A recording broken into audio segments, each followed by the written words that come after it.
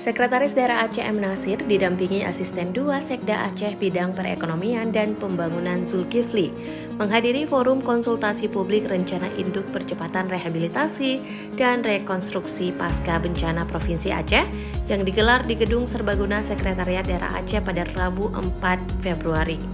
Dalam sambutannya, Sekda Aceh menyampaikan apresiasi kepada Kementerian PPN Bappenas atas inisiasi dan juga koordinasi penyusunan Renduk PRRP Provinsi Aceh. Ia menilai kehadiran Renduk PRRP sangat penting untuk memastikan pembangunan kembali tidak hanya memulihkan kondisi sebelum bencana, tetapi juga meningkatkan ketahanan wilayah. M. Nasir menjelaskan bahwa Aceh merupakan wilayah dengan tingkat kerawanan bencana yang tinggi, sehingga proses pemulihan pasca bencana perlu dilakukan secara terukur dan berkelanjutan.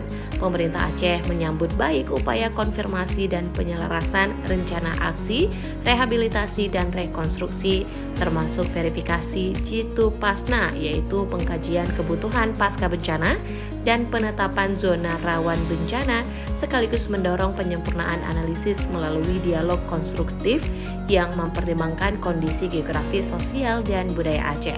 Lebih lanjut, M. Nasir juga menyebutkan bahwa pemerintah Aceh menerapkan prinsip Build Back Better dalam pemulihan pasca bencana dengan membangun kembali infrastruktur, hunian, dan layanan dasar secara aman dan berkelanjutan. Pemulihan mata pencaharian serta pendampingan sosial dan psikologis masyarakat juga menjadi prioritas, sambil terus memperkuat sistem peringatan dini dan teknologi kebencanaan untuk mengurangi risiko di masa depan.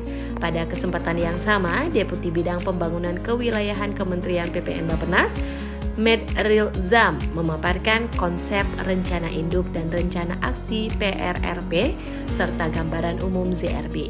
Ia menekankan pentingnya sinkronisasi, verifikasi, dan validasi data Jitu Pasna agar rencana induk yang disusun benar-benar valid dan akuntabel.